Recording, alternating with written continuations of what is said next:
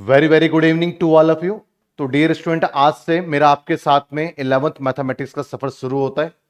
और सबसे पहले, जैसा कि आप स्क्रीन पे भी देख रहे हैं, फर्स्ट चैप्टर आपका मैं सेट्स पढ़ा रहा हूं, क्योंकि जिस ऑर्डर में आपका एनसीईआरटी में चैप्टर से सेम उसी ऑर्डर को हम फॉलो करेंगे। अब आपके माइंड में क्वेश्चन है कि सर हम एनसीईआरटी फॉलो करें या कुछ अदर बुक फॉलो करें, क्योंकि अदर बुक में नंबर ऑफ क्वेश्चन हमारे ज्यादा होते हैं। तो बच्चे, सबसे पहले जरूरत यह है कि आप एनसीईआरटी का पहले आप एक चैप्टर कवर करो। जैसे अगर मैं एनसीईआरटी की बात करूंगा तो पहले से कुछ एग्जाम्पल होंगे, फिर 1.1 होगा, फिर 1.2 से पहले उसको समझाने के लिए उसके एग्जाम्पल होंगे, फिर 1.2 होगा। तो इस तरीके से पहले आप एनसीईआरटी को करें उस चैप्टर को, जिससे कि आप लिमिटेड क्वेश्चन में सारे कॉन्सेप्ट आपको समझ में आ जाएंगे। उसके बाद एक्स्ट्रा प्रैक्टिस के लिए आप बुक पे जा सकते हैं। और वैसे भी आपका 90% से अबव आपका तो पूरा एनसीईआरटी से क्वेश्चन रिपीट बिल्कुल सेम टू सेम आना है। तो एनसीईआरटी करना आपके लिए बहुत जरूरी है। बट ऐसा मैं नहीं कह रहा कि पूरी एनसीईआरटी करो फिर आर डी शर्मा को शुरू करो, नहीं। एक चैप्टर अगर आपने एनसीईआरटी से कर लिया तो सेम चैप्टर को फिर आप आर डी शर्मा से प्रैक्टिस कीजिए, वहां पे आपके लिए चीजें आसान रहेंगी। तो इसी के अकॉर्डिंग सबसे पहले मैं आपका एनसीईआरटी स्टार्ट करवा रहा हूं। तो चलिए आइए स्टार्ट करते हैं फर्स्ट चैप्टर, सेट्स। जैसा कि बच्चे आप अपने सामने जर्मन मैथमेटिशियन को देख रहे हैं, क्लियर है बच्चे? और ये बेसिकली जॉर्ज कैंटर इनका नाम है।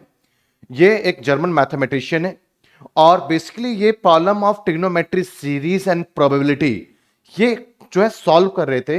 तो इस दौरान इन्होंने सेट से रिलेटेड प्रॉब्लम को फेस किया। उसके बाद इन्होंने सेट्स का एक चैप्टर ही डेवलप कर दिया, जिससे कि आगे किसी को भी आगे चैप्टर्स करने में कोई प्रॉब्लम फेस नहीं करना पड़े। तो फर्स्ट चैप्टर आपका इसलिए आपके सामने सेट्स रखा गया है।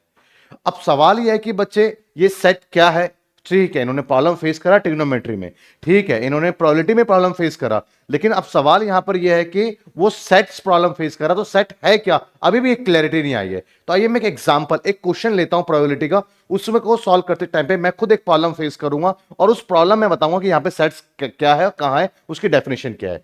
तो आइए पहले एग्जाम्पल लेते हैं। तो इंट्रोडक्शन है जो भी मैंने बताया। सबसे पहले एग्जाम्पल लेते हैं, एक प्रोबेबिलिटी का मैं एग्जाम्पल ले रहा हूं आपके सामने। तो क्वेश्चन है बच्चे, थ्री अनबाइस्ड कॉइन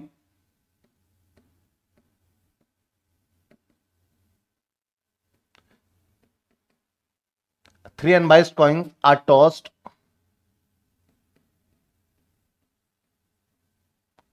clear है in one. What is the probability of what is the probability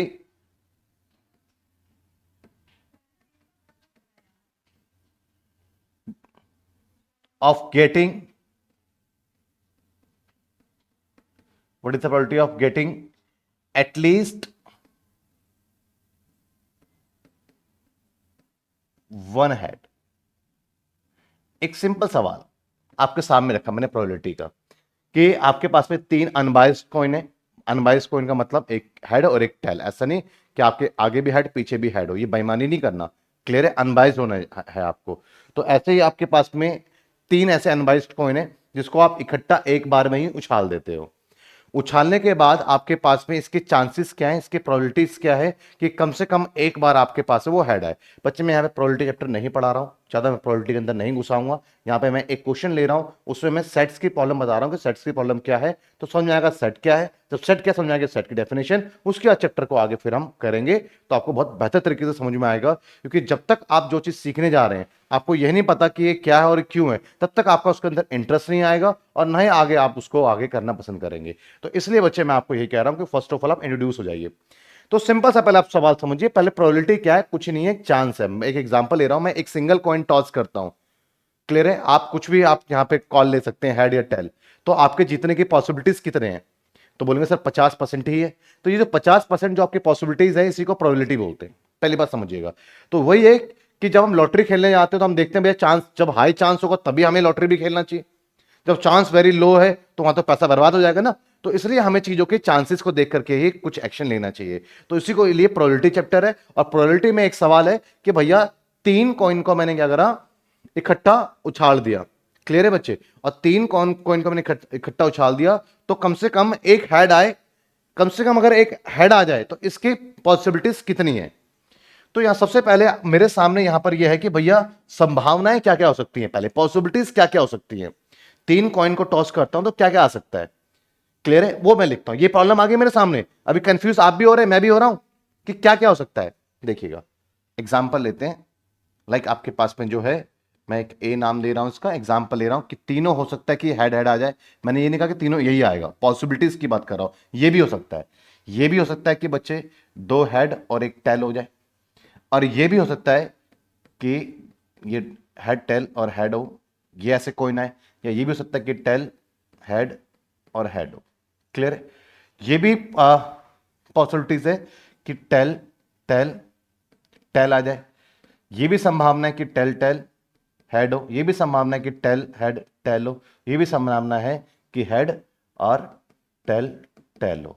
ये सारी जो है पॉसिबिलिटीज हैं, क्लियर है। आप बताइए, तो मेरे लिए मैंने 3 कॉइन को टॉस करा, मेरे लिए तो भैया ये पॉसिबिलिटीज सामने, मैक्सिमम पॉसिबिलिटीज ये सामने आ रही हैं। अगर आप 3 कॉइन टॉस करते हो तो आपके लिए क्या पॉसिबिलिटीज इससे कुछ अलग आ सकती हैं? नहीं, आपके लिए भी यही पॉसिबिलिटीज रहने वाली हैं। आप किसी और को 3 कॉइन देकर उससे टॉस करवा लो, उसके लिए क्या क्या पॉसिबल हो सकती हैं ये। तो सबसे पहले आपके पास में जो सारी चीजें हैं, वो क्या क्या चीजें आपके पास में है, इसी को हम बेसिकली क्या कहते हैं, इसी को हम सेट कहते हैं। तो आप बताएं, मेरे लिए तो भैया ये पॉसिबिलिटीज आएंगी, आपके लिए भी सेम ही पॉसिबिलिटीज आएंगी, किसी और के लिए भी यही पॉसिबिलिटीज आएंगी। जब सबके लिए सेम पॉसिबिलिटीज है, जब सबके लिए एलिमेंट सेम है, तो बेसिकली वो सेट ऑफ एलिमेंट को हम सेट्स बोलते हैं, क्लियर है बच्चे। इसी को हम क्या बोलेंगे, इसी को हम क्या बोलते हैं, इसी को बच्चे हम बेसिकली सेट्स बोलते हैं। तो सेट्स बेसिकली हो क्या गया, कलेक्शन ऑफ बच्चे सबके लिए यही है। अब मैं आपसे सवाल पूछता हूं कि 1 वीक में डेज कौन कौन से होते हैं? तो मेरे लिए तो होते हैं भैया Sunday, Monday, Tuesday, Wednesday, Thursday, Friday, Saturday. आपके लिए कौन से दिन होते हैं? आपके लिए क्या कोई अलग दिन होंगे? नहीं, आपके लिए भी वही दिन होंगे। तो हम सब के लिए सेम ऑब्जेक्ट जब है, तो इसको हम बोलते हैं वेल डिफाइंड ऑब्जेक्ट। क्या बोलते हैं इसको? Well defined object. तो collection of well defined object, well defined objects is called sets, clear है बच्चे। तो एक ऐसा collection of well defined object होना चाहिए जो सबके लिए वही होना चाहिए। अब मैं आपसे बोलूं 2 ईमानदार लोग बताइए, तो मेरे लिए तो हो सकता है 2 ईमानदार लोग कोई और है, आपके लिए 2 ईमानदार लोग कोई और है। तो ये पीछे वेल डिफाइंड आपके पास में ऑब्जेक्ट्स नहीं है, तो इस सिचुएशन में यहां पे सेट्स क्रिएट नहीं हो सकता है, क्लियर है बच्चे। आपको समझ में आया कि वेल डिफाइंड जो ऑब्जेक्ट्स होते हैं, जो सबके लिए कॉमन, सबके लिए सेम ही रहते हैं, उसी का ही सेट्स क्रिएट होता है। जैसे कि यहां पर इस क्वेश्चन में मेरे लिए था कि भैया क्या क्या पॉसिबिलिटीज है। इसके मैं आंसर पे नहीं जाना चाह रहा हूं कि मैं प्रोबेबिलिटी सॉल्व नहीं करवा रहा हूं, फिर मैं आंसर लिख देता हूं। एटलीस्ट 1 हेड का मतलब कम से कम एक हेड तो आए, 2 भी आए तो भी चलेगा, 3 आए तो भी चलेगा। तो आपके पास में सब कुछ हो गया, इसको छोड़ करके बाकी सब है। तो 8 में से 7 आपके पास में ऐसी संभावना है जहां पर आप जीत सकते हैं। कितने? 8 में से। तो ये बेसिकली आपकी पॉसिबिलिटीज हो गई, क्लियर है। खैर मैं प्रोबेबिलिटी पे नहीं हूं, जब प्रोबेबिलिटी पे आऊंगा पहले मैं आपको 10th वाला पढ़ाऊंगा, क्लियर है। हो सकता है 10th बहुत बच्चों की वीक हो, दो एक क्लास लगा करके कॉन्सेप्ट क्लियर करूंगा।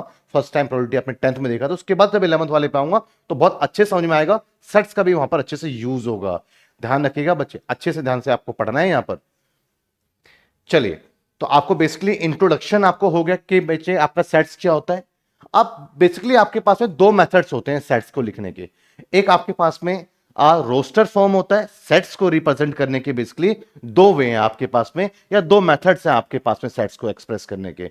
एक को हम क्या बोलते हैं, एक को हम बोलते हैं रोस्टर और टेबुलर फॉर्म, और एक को हम बोलते हैं सेट बिल्डर फॉर्म, क्लियर है। अब सवाल है कि बच्चे ये रोस्टर एंड टेबुलर फॉर्म क्या है और ये सेट बिल्डर फॉर्म क्या है। मैं एक एग्जांपल लेता हूं, लाइक एक सेट, इसको मैं नाम दे रहा हूं ए, क्लियर है, और इसके अंदर जो चीज रिप्रेजेंट कर रहा हूं वो एक्स से।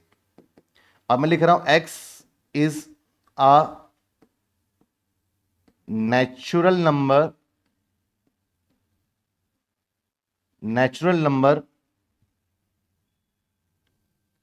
लेस देन 7, क्लियर है। सेम चीज को मैं ऐसे भी लिख सकता हूं, क्या है, एक्स, क्लियर है, x is the natural number. ये एक्स बिलोंग किससे कर रहा है? नेचुरल नंबर से बिलोंग कर रहा है, क्लियर है बच्चे। तो नेचुरल नंबर को एन से रिप्रेजेंट करते हैं। ये क्या हो गया? बिलोंग्स टू का सिंबल है। बेसिकली इसको हम क्या बोलते हैं? एप्सिलॉन बोलते हैं। इसको हम क्या बोलते हैं? एप्सिलॉन बोलते हैं। लेकिन इसका मतलब क्या हो गया? Belongs to. तो जो एक्स है वो नेचुरल नंबर से बिलोंग कर रहा है, और उसके बाद आपके पास में जो आपके पास में नेचुरल नंबर है, वो बेसिकली क्या होना चाहिए, लेस देन 7 होना चाहिए। तो अब इसको ऐसे भी लिख सकते हैं बच्चे। तो आप बताइए कौन कौन से हैं, तो आप बोलेंगे सर वो जो है बेसिकली कौन कौन से हैं। अगर आप इसका आंसर करते हैं तो यहां पर आपने इसका आंसर करा, उन नंबरों को आप, उन एलिमेंट्स को आप लिख दीजिए। इसको हम एलिमेंट्स भी बोलते हैं, ठीक है ना, इसको हम एलिमेंट्स भी बोलते हैं। क्लियर है बच्चे? तो बेसिकली आप यहां पे क्या करें, उस एलिमेंट्स को लिख दीजिए। वो कौन से होंगे, 1 2 3 4 एंड 5 एंड 6। क्लियर है बच्चे? तो यहां पर अगर आप देखेंगे तो इसी को हम क्या, अब दो चीज आपके सामने आ गई हैं। जो इस तरीके से आपने थोड़ा सा वर्ड में या फिर कुछ इस तरीके से आपने सिंबल से एक्सप्रेस करा है, इसको हम बोलते हैं सेट बिल्डर फॉर्म। क्या बोलते हैं इसको हम? इसको हम बोलते हैं बच्चे set builder form. Set builder form, ठीक है। और उसके एलिमेंट्स को अगर आप लिख देते हैं तो इसको हम बोलते हैं रोस्टर फॉर्म। इसको हम बोलते हैं बच्चे रोस्टर फॉर्म। तो बहुत बेसिक चीजें हैं, आराम से हौले हौले समझिएगा। मैथ्स से घबराने की जरूरत है नहीं कि भैया कोर्स है मैथ्स आपके पास पे और तो आप किस तरीके से करेंगे, डिफिकल्ट है ये। बेवकूफ लोगों ने इसका फोबिया बनाया हुआ है आपके सामने, है ना। जो कि पढ़ते नहीं है, मन नहीं लगाते, ध्यान नहीं लगाते, उनके लिए तो डिफिकल्ट लगेगा। और वो भी आपको वही समझ रहे हैं कि आप भी नहीं पढ़ेंगे, आप भी ध्यान नहीं लगाएंगे, तो आप मत लो। तो भैया मैथ्स को जरूर ले, अच्छा सब्जेक्ट है। Write the solution sets of the equation this one. अब फॉर एग्जांपल आपके पास में एक इक्वेशन है like x square plus x minus two equal to zero. ये क्वाड्रेटिक इक्वेशन है। इसको अगर आप सॉल्व करने के लिए जाते हैं तो बेसिकली आपको पास में मल्टीप्लाई करने पे आपके पास में टू हो जाए और प्लस माइनस करने पर आपके पास में वन आए। तो टू वन जा टू, और टू और वन का जो डिफरेंस है वन आएगा। तो बेसिकली एक्स स्क्वायर हम इसको स्प्लिट करते हैं ना, तो बेसिकली टू वन जा टू, तो एक टू आया एक वन आया, तो एक्स साथ में लगा दो इसके। क्लियर है बच्चे?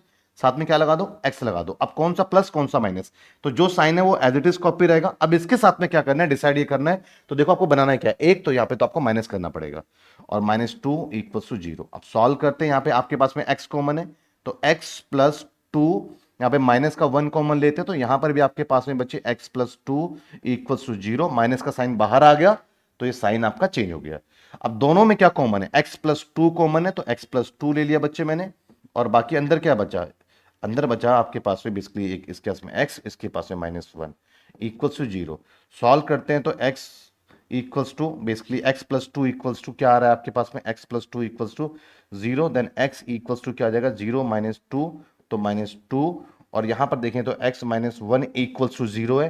देन एक्स इक्वल्स टू क्या आपके पास में आ गया बच्चे, वन। तो अगर आप इसको सॉल्व करते हैं तो रोस्टर फॉर्म में, देन ए एक सेट्स है जिसको आप क्या लिख सकते हैं, जिसको आप माइनस टू और कोमा और आप वन इसको लिख सकते हैं। क्लियर बच्चे? ये रोस्टर फॉर्म हो गया इसका।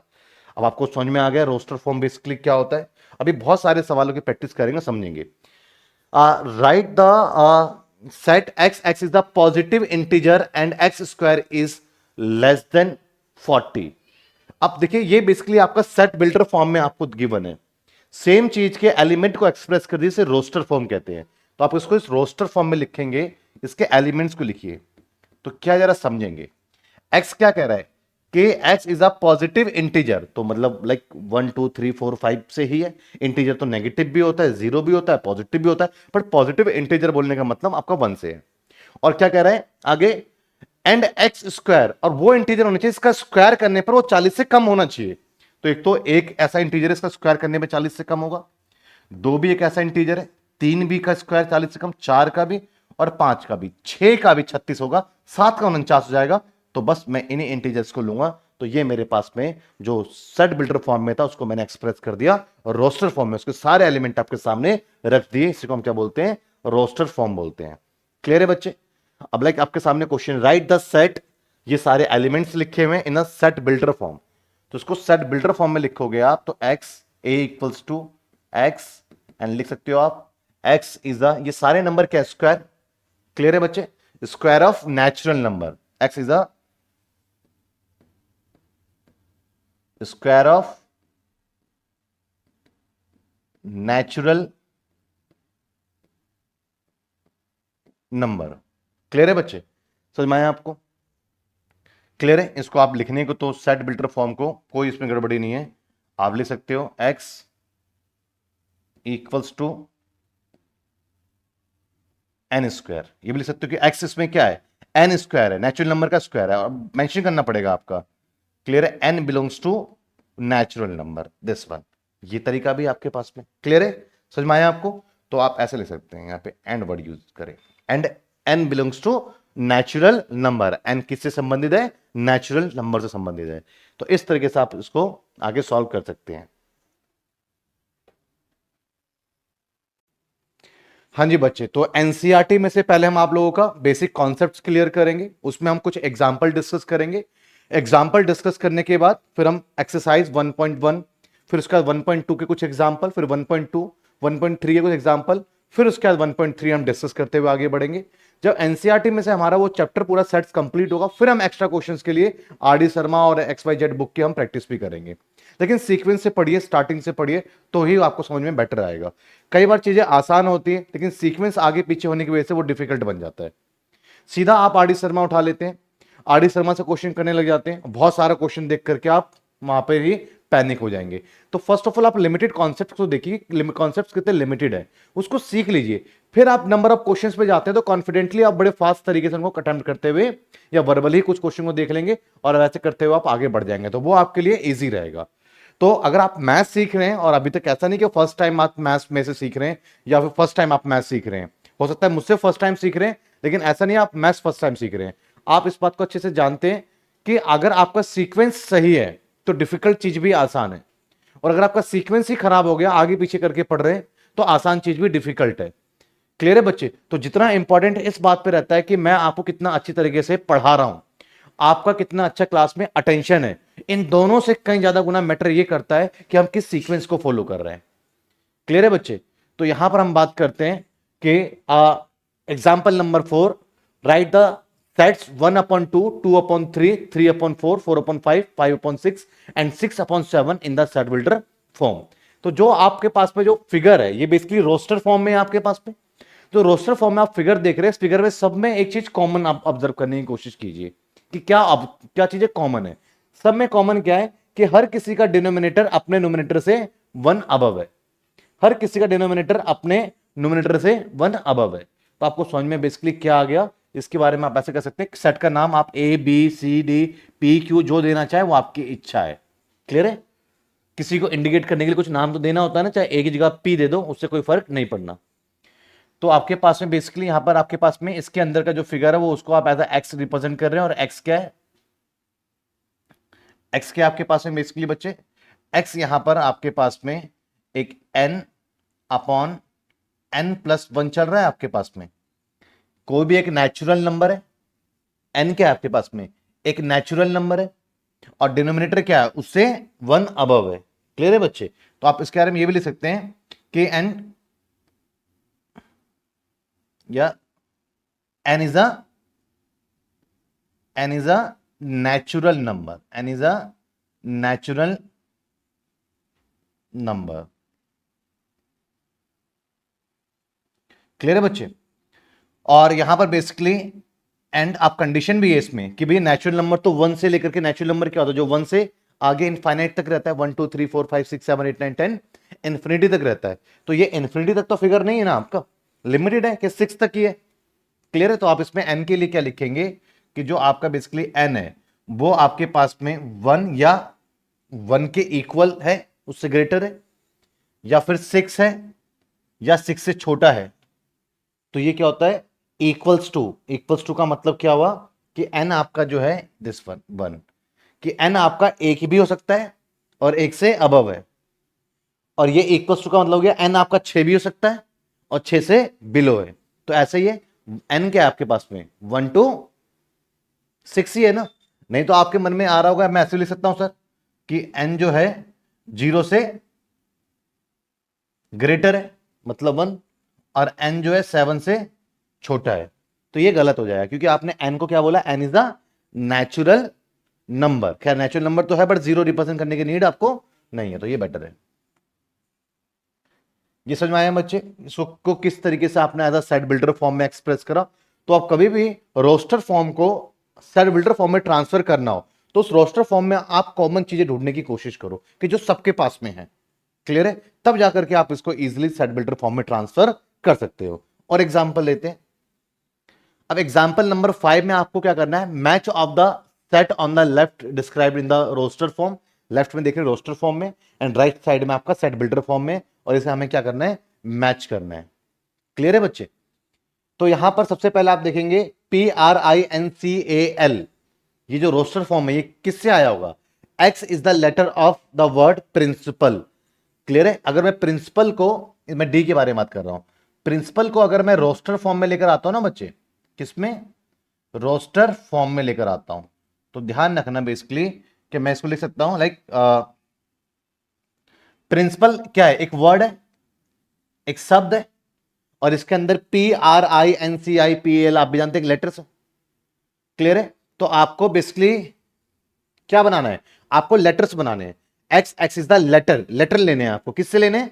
प्रिंसिपल वर्ड से लेने हैं। जो आप लेटर लेते हो ना, तो एक बात का ध्यान रखना, चीजें रिपीट नहीं होनी चाहिए। पी आ गया, ठीक है, आर आ गया, आई आ गया, एन आ गया, सी आ गया, आई दोबारा नहीं आएगा, पी दोबारा नहीं आएगा, ए आ गया और एल आ गया। बात समझ रहे हैं? तो कभी भी अगर आप रोस्टर फॉर्म में लेकर के आते हैं तो हमेशा ध्यान रखना कोई भी चीज रिपीट नहीं होनी चाहिए, कोई नंबर बार बार रिपीट नहीं होनी चाहिए। हाँ, आगे पीछे इसका सीक्वेंस हो सकता है, लाइक एल आगे हो सकता है, पी पीछे हो सकता है, ये आगे पीछे सफल हो सकते हैं।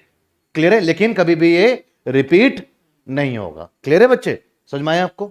तो बेसिकली आपको मैच करना है, तो आपको समझ में आ गया कि बेसिकली ये जो है किससे मैच हो रहा है? डी से। क्लियर है? तो फर्स्ट किसके साथ में है बच्चे? फर्स्ट डी के साथ में। क्लियर है? एंड सेकंड की अगर मैं बात करता हूं, तो सेकंड का किसके साथ कनेक्शन है?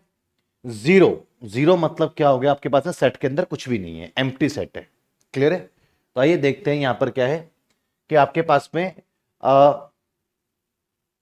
This one, x x is integer and x plus one equals to one. अगर आप इसको सॉल्व करते हैं तो ये क्या हो जाएगा? -1, तो जीरो हो जाएगा। क्लियर है? तो एक्स क्या हो जाएगा आपके पास? जीरो। तो बेसिकली आपके पास में रिजल्ट क्या आएगा? जीरो। तो सेकंड का क्या हो गया आपके पास में? B, sorry C. क्लियर है? सेकंड किससे मैच कर रहे हैं? सी से। जो ये रोस्टर फॉर्म है किसका है? ये सी बिल्डर फॉर्म का रोस्टर फॉर्म है।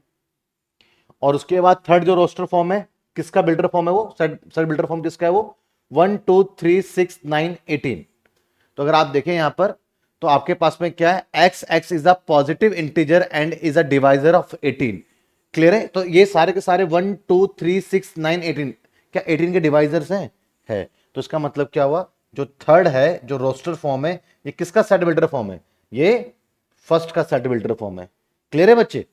और लास्ट में यहां पर एक चीज मिस्टेक है, ये ध्यान रखना, गलती से टाइपिंग में आए, ये नहीं है फिगर। क्लियर है बच्चे? अगर आप बी पार्ट को सॉल्व करते हैं, बी पार्ट को सॉल्व करने जाते हैं अगर आप, तो क्या है आपके पास में? X square minus 9 equals to क्या है? जीरो। देन सॉल्व करेंगे तो एक्स स्क्वायर इक्वल्स टू आपके पास में 9, and x equal square equals to x equals to √9। और आपको पता है जब भी कभी रूट से वैल्यू बाहर आता है तो प्लस माइनस होता है। क्लियर है बच्चे? तो यहां पर बेसिकली आपके पास है +3 एंड -3। तो ये आपके पास में जो फोर्थ, वैसे रिमेनिंग पार्ट तो ऑब्वियसली जो रह गया उसी का ही होता है। जो फोर्थ है इसका जो सेट बिल्डर फॉर्म कौन सा आपके पास में? बी है। तो मैच कर लिया आपने। क्लियर है बच्चे? इजी है। क्लियर है? अब मैं 1.1 एक्सरसाइज आपके एनसीईआरटी को पहले फॉलो करवा रहा हूं, एक एक क्वेश्चन उसका मैं आपको पूरा का पूरा सॉल्व करवाऊंगा। ठीक है? सामने देखें, the collection of all the month of the year beginning with the letter J. Clear है? तो आपसे क्या कह रहा है? Which of the following are sets. अब बच्चे क्या कह रहा है? Which of the following are sets. तो सेट्स के लिए कंपलसरी कंडीशन क्या है? पहले आप ये समझिए, सेट्स के लिए कंपलसरी कंडीशन क्या है? सेट्स क्या होता है? क्लियर है ना? कलेक्शन ऑफ डेटा या collection of well defined object. क्या होता है ये होता है collection of well defined objects. अब आपके मन में क्वेश्चन है, सर ये क्या लिख दिया आपने? तो देखिएगा, ये वेल डिफाइंड ऑब्जेक्ट्स क्या होता है ये समझिएगा। कोई एक ऐसी चीज जो मेरे लिए भी वही है, आपके लिए वही है, हम में किसी को भी लाइए, सबके लिए वही है। For example, days in a week, एक सप्ताह में जो दिन है, तो मेरे लिए तो है Sunday, Monday, Tuesday, Wednesday, Thursday, Friday and Saturday. आपके लिए क्या है सप्ताह में दिन? आपके लिए भी यही है। चलिए, आपके जो आसपास में कोई स्टूडेंट बैठा है उसके लिए क्या है? उसके लिए भी यही है। तो कोई एक ऐसी चीज जो सबके लिए ही वही है, किसी के लिए उसकी डेफिनेशन अलग अलग नहीं है, तो उस सिचुएशन में वो पर्टिकुलर चीज क्या होती है, वेल डिफाइंड ऑब्जेक्ट हो जाती है। तो ऐसी कोई भी चीज जो हम सब के लिए वही होगी, उसको हम क्या बोलते हैं, सेट्स बोलते हैं। बट अगर हम सब के लिए अलग अलग चीजें हैं, तो वो फिर हमारे सेट्स में कंसिडर में, सेट्स के अंडर काउंट नहीं होते हैं। एग्जाम्पल के लिए दो ईमानदार लोगों के नाम बताओ, तो मेरे लिए तो दो ईमानदार लोग कोई और हो सकते हैं। दो बेस्ट पॉलिशियन जो प्राइम मिनिस्टर है उसके नाम बताओ, तो मेरे लिए तो दो प्राइम मिनिस्टर जो बेस्ट अलग हो सकते हैं, आपके लिए अलग ओपिनियन हो सकता है, किसी का अलग ओपिनियन हो सकता है। तो ये फिर ये जो सिचुएशन में ये वेल डिफाइंड ऑब्जेक्ट्स यहां पर नहीं आ सकता है, तो फिर वो सेट नहीं है। तो पता लगा आपको पहले सेट्स होने के लिए क्या जरूरी है, वेल डिफाइंड ऑब्जेक्ट्स होना चाहिए। तो first, the collection of the month of the year beginning with the letter of J. हाँ, तो ऐसे महीने कौन कौन से हैं जो एक साल में आते हैं, जिस महीने की शुरुआत किस लेटर से होता है, जे लेटर से होता है। तो वो कौन कौन से, सबके लिए सेम ही है, कौन कौन से होंगे वो? एक तो जनवरी हो गया बच्चे, फरवरी मार्च अप्रैल मई जून जुलाई, और कोई सा नहीं है बच्चे। क्लियर है ना? यही है मेरे लिए, तो ये है। आपके लिए क्या होंगे? आपके लिए भी यही 3 मंथ है जो कि जे लेटर से स्टार्ट होता है एक ईयर के अंदर। तो ये वेल डिफाइंड ऑब्जेक्ट हो गया, सबके लिए यही रहने वाला है। तो ये एक सेट्स है। क्लियर है? तो आपसे पूछ रहा है which of the following are the sets, तो आपका फर्स्ट जो है ये सेट्स है। क्लियर है ना? क्यों सेट्स है? क्योंकि ये एक वेल डिफाइंड ऑब्जेक्ट है, because it is a well defined object. Clear है? तो आप आंसर, अगर आपको कुछ लिखना भी है तो आप लिख सकते हैं, yes this is set, because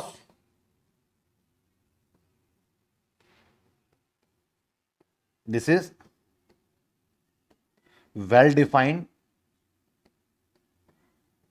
object. अगर रीजन पूछ ले तो ठीक है, अदरवाइज रीजन तो पूछ नहीं रहे, यहां पे कह रहे हैं इनमें से कौन कौन सेट है, तो आप सीधा बोल दोगे जी जितने भी आपके पास में फर्स्ट कुछ क्वेश्चन दिए हुए हैं उनमें से ये चीज जो है आपके सेट्स हैं। Which of the following are sets, justify your answer. तो क्या ये सेट्स है? The collection of the 10 most talented writers of India. Clear है? जो सबसे ज्यादा टैलेंटेड राइटर्स हैं, तो हो सकता है मुझे किसी और के जो है नॉवेल्स ज्यादा पसंद आते हो, आपको किसी और के पसंद आते हो, तो इस सिचुएशन में ये वेल डिफाइंड ऑब्जेक्ट्स नहीं रहेगा, तो ये सेट नहीं है। क्लियर है ना? क्लियर है बच्चे? तो क्या लिखोगे? This is not a set. क्यों? Because this is not well defined objects. ये बात समझ में आई बच्चे? क्लियर है? अब a team of 11 best cricket batsman of the world, एक टीम बनाओ जिसमें कि सबसे 11 बेस्ट प्लेयर हो। तो अभी ड्रीम 11 में सारे बनाते हैं, सबके अकॉर्डिंग 11 प्लेयर अलग होते हैं। ड्रीम 11 में लोग, मुझे तो पता नहीं क्या है क्या नहीं है कनेक्शन, बट मुझे मतलब मालूम है 11 लोगों की टीम बनानी होती है। तो सबकी टीम तो एक ही नहीं होती है, वो भी सारे के सारे वर्ल्ड के बेस्ट टीम ही बेस्ट प्लेयर बनाने की कोशिश करते हैं, तो सबकी टीम डिफरेंट बनती है। तो ये भी एक वेल डिफाइंड ऑब्जेक्ट नहीं है, तो ये भी सेट्स नहीं है। क्लियर है बच्चे? समझ में आया आपको? तो क्या लिखेंगे इसके बारे में? This is not a set because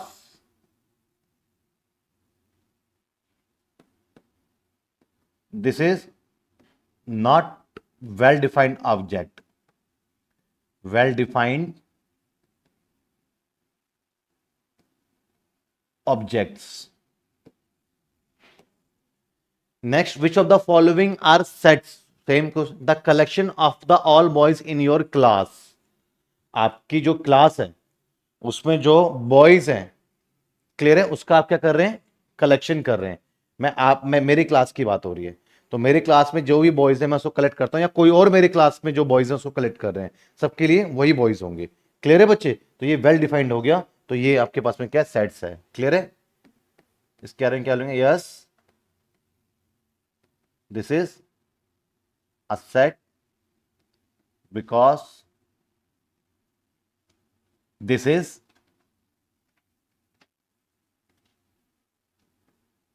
well defined object.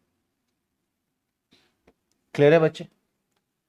Next, which of the following are sets the collection of the all natural number less than 100। अब बच्चे 100 से कम नेचुरल नंबर कौन से हैं? 1 to 99। मेरे लिए भी यही है, आपके लिए यही है, किसी और के लिए भी यही है। तो ये भी क्या है? ये भी आपके पास में क्या है? Yes, this is set. Clear ना? ये है ना? मैं आप शॉर्ट में लिख रहा हूं, ठीक है ना? क्लियर है? A collection of novels writer by the writer Munshi Premchand. Munshi Premchand ने जो भी नॉवेल्स लिखे उसके जो कलेक्शन की कौन कौन सी लिखे, अब जो भी उन्होंने लिखे वो सबके लिए वही होंगे। क्लियर है ना? समझ में आया बच्चे? मुंशी प्रेमचंद जी ने जो जो नॉवेल्स लिखे हैं वो कौन कौन से हैं, वो जो उन्होंने लिखे वो मेरे लिए भी वही होने, आपके लिए भी वही होने, अलग अलग नहीं हो जाने। तो ये भी क्या है? ये भी आपके पास में सेट्स है, ये भी आपके पास में सेट्स है। तो इसके लिए भी मैं आंसर क्या करूंगा? यस। क्लियर है बच्चे? The collection of all even integer, the collection of all even integer. Clear है ना बच्चे? तो इवन इंटीजर बेसिकली आपके पास है 2, 4, 6, 8, 10 एंड सो ऑन इनफाइनाइट। मेरे लिए तो यही है, आपके लिए क्या है? वही है। तो इसलिए यहां इसके लिए भी क्या आप बोलोगे? इसके लिए भी क्या आंसर मार्क करोगे? Yes, this is sets because this is well defined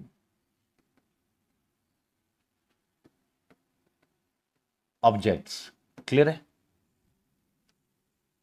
the collection of the question in this chapter, जो चैप्टर आप पढ़ रहे हो इस समय या कोई भी पर्टिकुलर चैप्टर, उसमें कलेक्शन ऑफ क्वेश्चन कोई एक पर्टिकुलर चैप्टर का सबके लिए भी रहने वाला है। क्लियर है बच्चे? तो ये भी क्या है? ये भी एक सेट्स है।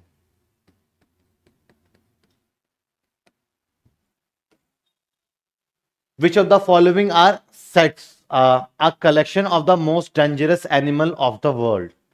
क्लियर है बच्चे? सबसे डेंजर एनिमल्स पूरे वर्ल्ड में कौन है?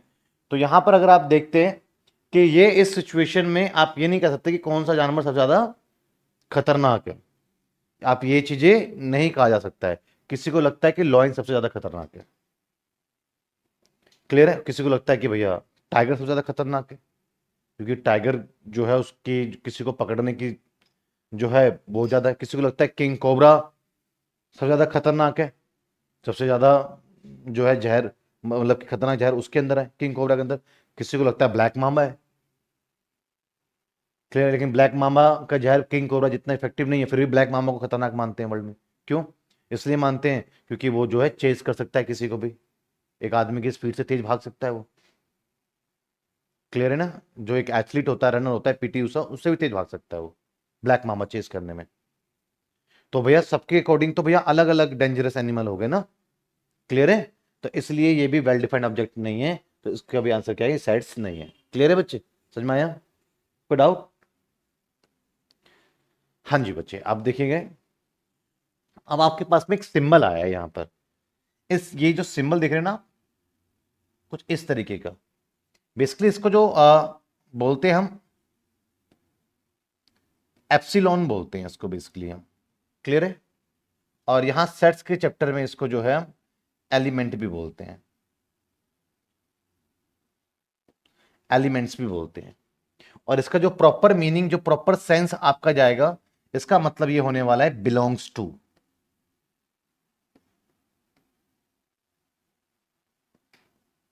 इसका मतलब क्या होने वाला है? Belongs to. क्लियर है? एग्जाम्पल लेते हैं, जैसे आपके सामने स्क्रीन पे क्वेश्चन है, ये ए तो एक पूरा सेट है, क्या 5 ए में से आ रहा है? क्या 5 सेट ए में से आया है? क्या 5 को ए सेट में से लिया गया है? बिल्कुल लिया गया है। तो 5 बिलोंग करता है ए सेट से, तो यहां बोलेंगे हम यस। ये क्या बोलेंगे? 5 जो है वो क्या कर रहा है? 5 बिलोंग्स टू सेट ए। इसका मतलब ये हो गया। और नॉट बिलोंग्स टू मतलब कि जो बिलोंग्स नहीं करेगा, तो उसमें हम क्या करेंगे? कुछ इस तरीके से इसमें हम सिंबल मार देंगे नॉट बिलोंग्स टू में। समझ में आया? बहुत सिंपल है। अब क्या 8 है बिलोंग्स टू? नहीं है। क्या 0 है? नहीं है। क्या 4 है बच्चे? है। क्या 2 है? है। क्या 10 है बच्चे, बिलोंग्स टू ए? 10 है? नहीं। तो बहुत सिंपल, समझ में आया आपको? तो बिलोंग्स टू का सिंबल क्या है कि जो आपके पास में जिससे बिलोंग कर रहा है, जिसमें से लिया जा रहा है, वो राइट पे रहता है। जो चीज बिलोंग कर रहा है वो लेफ्ट पे रहता है। क्लियर है बच्चे? समझ में आया आपको? कोई डाउट?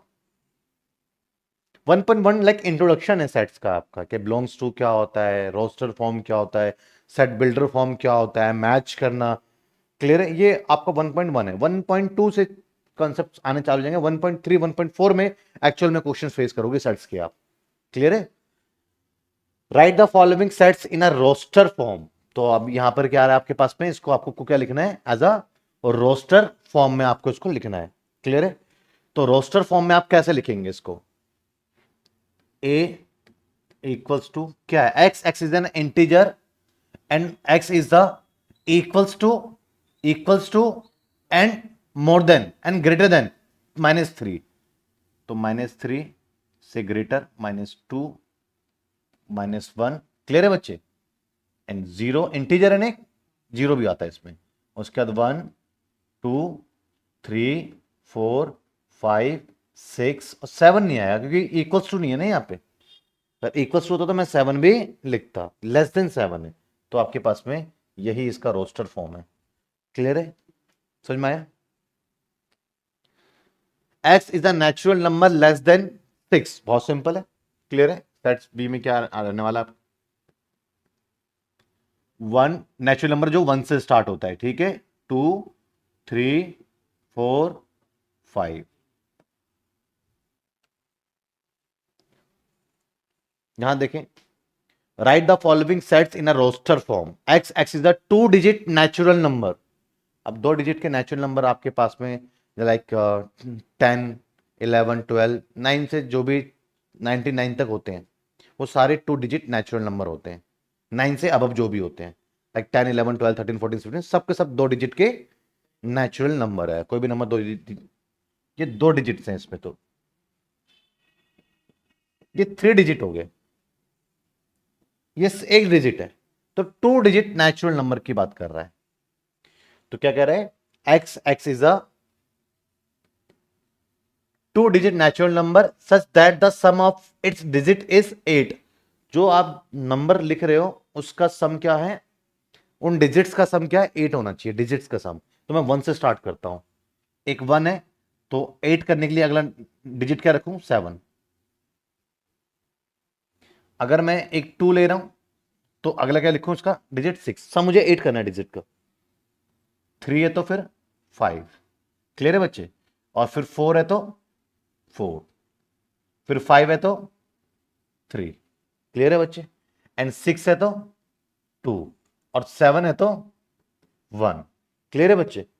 और उसके बाद आपके पास में 8 है तो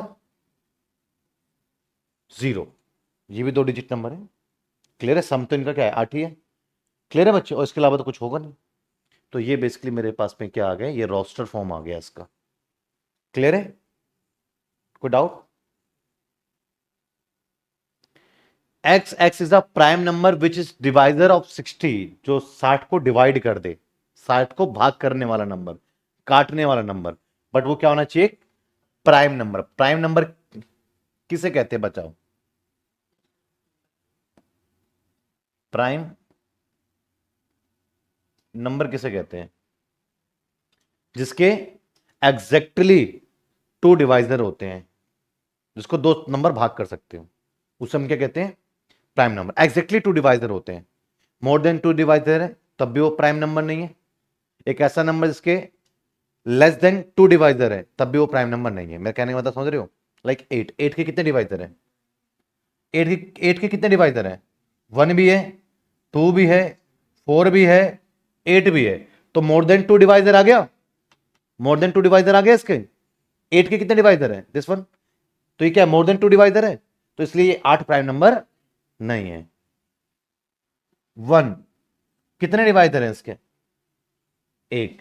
तो ये भी प्राइम नंबर नहीं है।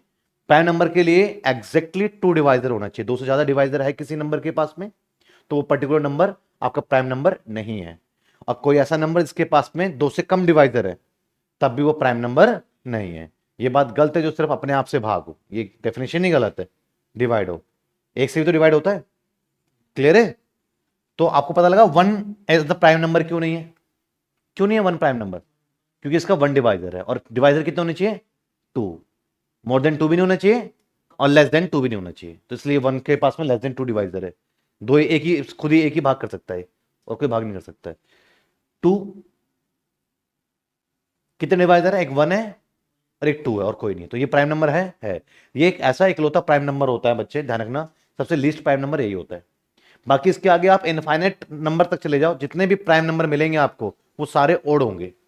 मैंने ये नहीं कहा कि सारे ऑड नंबर प्राइम नंबर होते हैं, मैंने ये नहीं कहा। क्या 9 ऑड नंबर है? क्या प्राइम नंबर है? नहीं है। मैंने ये नहीं कहा ऑड नंबर प्राइम होते हैं, मैंने बोला 2 को छोड़ दो, आगे जितने भी प्राइम नंबर मिलेंगे वो सारे ऑड भी होंगे, ध्यान रखना। तो खैर हमें सिंपली लेके चलना है। प्राइम नंबर समझ में आ गया आपको? तो 60 के डिवाइजर हमसे पूछ रहा है, तो एक पहला प्राइम नंबर 2 डिवाइड कर देगा, उसके बाद 3 कर देगा इसको डिवाइड, और इसको बच्चे 4 तो प्राइम नंबर है ही नहीं, 5 कर देगा, उसके बाद फिर 5 के बाद इसको 6 करेगा, बट 6 डिवाइजर तो है पर वो प्राइम नंबर नहीं है। तो ऐसा प्राइम नंबर जो इसका डिवाइजर भी हो, दो कंडीशन लगा रहा है, प्राइम नंबर भी होना चाहिए, डिवाइजर भी होना चाहिए। क्लियर है? करने को तो आगे आपका जो है 6 भी कर देगा इसको डिवाइड, लेकिन 6 क्या है? एक प्राइम नंबर नहीं है ना। 10 भी कर देगा, नहीं है ना वो। 15 भी कर देगा, नहीं है ना। 12 भी कर देगा, बट प्राइम नंबर नहीं है ना वो। 20 भी कर देगा डिवाइड, प्राइम नंबर नहीं है ना। 30 भी कर देगा डिवाइड, प्राइम नंबर नहीं है ना वो सब। तो हमारे पास में यही इसके प्राइम नंबर है। क्लियर है बच्चे? समझ में आया?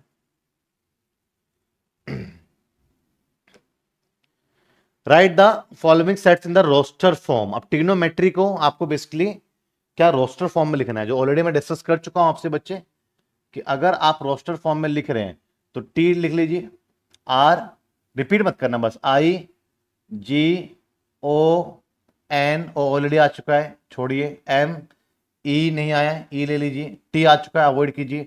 आर आ गया, अवॉइड कीजिए। वाई नहीं आया, वाई ले लीजिए। क्लियर है बच्चे? समझ में आया आपको? क्लियर है? तो ये क्या आपका इसका एक रोस्टर फॉर्म है, आगे पीछे हो सकता है, उसमें कुछ गड़बड़ नहीं होगा, आंसर सही है, बट कोई भी लेटर रिपीट नहीं होगा। क्लियर है? Write the following sets in roster form. F क्या है? The set of the all letters in the word better. आप कर सकते हो BETR, बस इतना ही आएगा। क्लियर है बच्चे? क्या रहने वाला है इसके लिए? एफ का सेट्स क्या रहने वाला है? BETR, लेटर रिपीट नहीं होंगे। राइट द, अब हमें क्वेश्चन नंबर 4 पर हम आ चुके हैं। अब हमें यहां पर क्या करना पड़ेगा? आपको रोस्टर फॉर्म में गिवन है, अब आपको इसको सेट बिल्डर फॉर्म में ट्रांसफर करना होगा। क्लियर है? तो right the following sets in the set builder form. 3 6 9 12, ये 3 का टेबल नहीं है, मल्टीपल्स ऑफ 3 है। क्लियर है बच्चे? तो मैं इसको ले सकता हूं a equals to x. Clear है बच्चे? और ये x क्या है? x, या फिर ये एक x है जो कि क्या आपके पास में 3n है। आगे मल्टीपल ऑफ 3 भी लिख सकते हो आप, कोई दिक्कत नहीं है। N is a natural number multiple of 3। Clear है बच्चे? या इसको 3n भी लिख सकते हैं, 1 डालोगे, 2 डालोगे, 3 डालोगे, 4 डालोगे।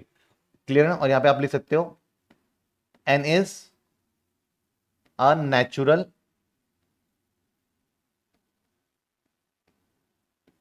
नंबर। एन जो n है, क्लियर है बच्चे, जो आपके पास में n है, n क्या है? n आपके पास में क्या होना चाहिए? 1 2 3 4, दिस वन क्या होना चाहिए भैया? अब नेचुरल सिर्फ मल्टीपल ऑफ 3 लिख सकते हैं, 12 तक ही तो है। तो यहां पर n क्या होना चाहिए? 4 या उससे कम तक होना चाहिए। तो 1 2 3 4। क्लियर है? ये देखें आप, ये क्या दिख रहा है? इन सब में कॉमन क्या है? 2 4 8 16 एंड 32। ये देखिएगा, एक्स एन का, एन की 2 रेज़ टू पावर एन है बच्चे, क्या ये 2 रेज़ टू पावर एन है, क्लियर है ना। एंड एन एक नेचुरल नंबर है, n is natural number and n कहां तक है, 5 तक एन की, तो यहां पर एन क्या होना चाहिए आपके पास में, less than n equals to 5 होना चाहिए। नेचुरल नंबर बोल दिया तो मतलब 1 से स्टार्ट होगा आपका, जीरो वूरो मत सोचिए आप, क्लियर है, समझ में आया। Write the following sets in the set builder form, clear है। तो ये 5, तो ये क्या है, 5 रेज़ टू पावर एन है, 5 raise to power 1, 5 raise to power 2, 5 raise to 3, 5 raise to 4, कर दोगे आप इसको, क्लियर है बच्चे। क्या लिखोगे, इसका नाम ए दे दो, सेट्स के अंदर जो बना रहे हो एक्स है, ये एक्स किससे बिलोंग कर रहा है, एस एक्स क्या है, ये एक 5 रेज़ टू पावर एन है, क्लियर है बच्चे। और एन क्या है आपके पास में, n is natural, n is natural number, clear है बच्चे। एंड जो आपके पास में एन है 1 2 3 4, तो ये 4 या उससे कम होना चाहिए नेचुरल नंबर, ठीक है बच्चे।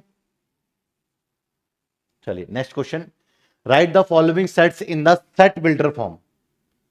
तो ये तो आपके पास में क्या है, 2 1 जा 2, 2 2 जा 4, 2 3 जा 6, और आगे इनफाइनाइट तक चला गया ये, क्लियर है। तो यहां पर बेसिकली क्या आपके पास है, मल्टीपल ऑफ 3 है, या फिर आप लिख सकते हो इसको a equals to x, clear है ना, and x equals to 2n, x क्या है बेसिकली 2n है, और n क्या है, n is natural number, clear है बच्चे। कई बार तो ऐसे भी इसको लिखते हैं, शॉर्ट में लिखते हुए मिलते हैं, x एंड ये x क्या है 2n है, क्लियर है बच्चे। और लिख देते हैं यहां पर आपका n क्या है, n किससे बिलोंग कर रहा है, नेचुरल नंबर से बिलोंग कर रहा है, क्लियर है बच्चे। तो ये वर्ड में लिखने की जरूरत नहीं पड़ती, कई बार ऐसे लिख देते हैं। अब है list of the element of the following sets, clear है। क्या है, a equals to x upon x is an odd natural number, यहां पे कुछ ये ना, ये होगा ना, क्लियर है। X x is the an odd natural number, x क्या है, एक ऑड नेचुरल नंबर है, तो ऑड नेचुरल नंबर क्या होगा आपके पास में, 1 3 5 7, यही तो है, एंड सो ऑन चलता रहेगा, यही तो है बच्चे ऑड नेचुरल नंबर, क्लियर है। List of the element of the following sets, basically आपको ये सेट बिल्डर फॉर्म आपके सामने दिया हुआ है, और क्या करना है आपको, list all the elements of the following sets, इसको लिस्ट करना है, मतलब कि आपको रोस्टर फॉर्म में लेकर आना है। तो यहां पर आप क्या करने वाले हैं, बी इक्वल्स टू माइनस, आपके पास एक इंटीजर है जो कि नेगेटिव भी होता है, पॉजिटिव भी होता है, जीरो भी होता है। इंटीजर मतलब तो समझ रहे हैं ना आप क्या होता है। तो यहां पर ये -0.5 से अब होना चाहिए, तो क्या होगा फिर ये 0, अगर -0.5 है तो इससे पीछे जस्ट क्या होगा, इससे इससे ग्रेटर ही होना चाहिए ना, तो इससे ग्रेटर कौन होगा फिर, 0 ही तो होगा, तो ये 0, क्लियर है बच्चे। उसके बाद 1 2 3, ये 4.5 से कम होना चाहिए, तो 4, आगे 5 नहीं लिखूंगा मैं, क्लियर है बच्चे, समझ में आया। List of the element of the following sets, x is an integer और x square equals to and less than 4, clear है बच्चे। आप कोई भी एक इंटीजर लो जिसका स्क्वायर करने पर वो 4 से बराबर या 4 से छोटा है, इसका स्क्वायर करने पे 4 से छोटा है या फिर 4 के बराबर है। तो देखो इंटीजर लेना है आपने, अगर आप -2 लेते हो तो स्क्वायर करने पे क्या आएगा, 4 ही तो आएगा स्क्वायर करने पे। -1 लेते हो स्क्वायर करने पे क्या आएगा, 4 से कम आएगा। -3 लोगे तो फिर वो 9 पहुंच जाएगा। 0 1 2। क्लियर है बच्चे, समझ में आया आपको? एक इंटीजर है जिसका स्क्वायर करो तो 4 से छोटा है, तो -2 का भी स्क्वायर करेंगे तो प्लस का 4 होगा। -2 का स्क्वायर क्या होता है, +4 होता है ना। -2 का अगर आप स्क्वायर करेंगे तो 4 ही तो आ रहा है आपका। तो कह रहा है भैया इंटीजर लो, नेगेटिव से लेके पॉजिटिव तक कोई भी नंबर ले सकते हो, पर स्क्वायर करने पर वो 4 या उससे छोटा हो। तो -2 भी हो सकता है, -1 भी हो सकता है, 0 भी हो सकता है, 1 भी 2 भी। -3 क्यों नहीं हो सकता, -3 का स्क्वायर करूंगा तो 9 बन जाएगा, और 4 से छोटा चाहिए था मुझे स्क्वायर करने का रिजल्ट।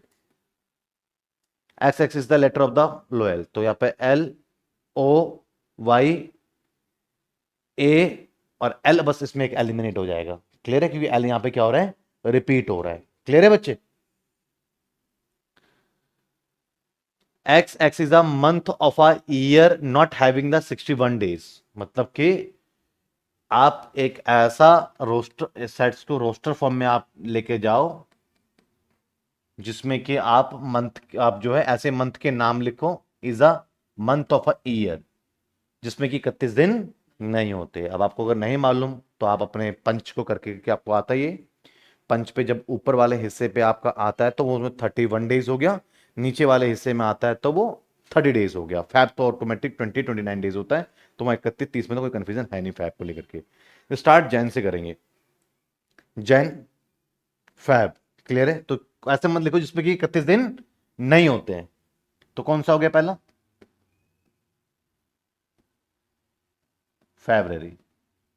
फिर मार्च में 31 हो गया, सॉरी हाँ, फरवरी में नहीं होता ना 31 दिन, फिर मार्च में होता है, फिर उसके बाद अप्रैल। क्लियर है, अप्रैल के बाद मई में होता है। क्लियर है ना, उसके बाद जून, जुलाई में 31 होता है। जुलाई और अगस्त दोनों बैक टू बैक 31 दिन वाले होते हैं, ध्यान रखना हमेशा। दो ऐसे हैं, जुलाई अगस्त और दिसंबर जनवरी, जो बैक टू बैक आते हैं और 31-31 से फॉलो करते हैं। उसके बाद क्या हो गया आपके पास में, अगस्त से सितंबर। क्लियर है ना,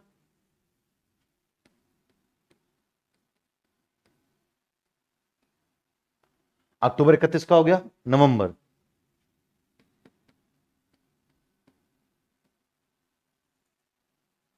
ये आपके पास में बेसिकली क्या है, ये मंथ्स हैं जिनमें कि 31 दिन नहीं होते हैं। क्लियर है,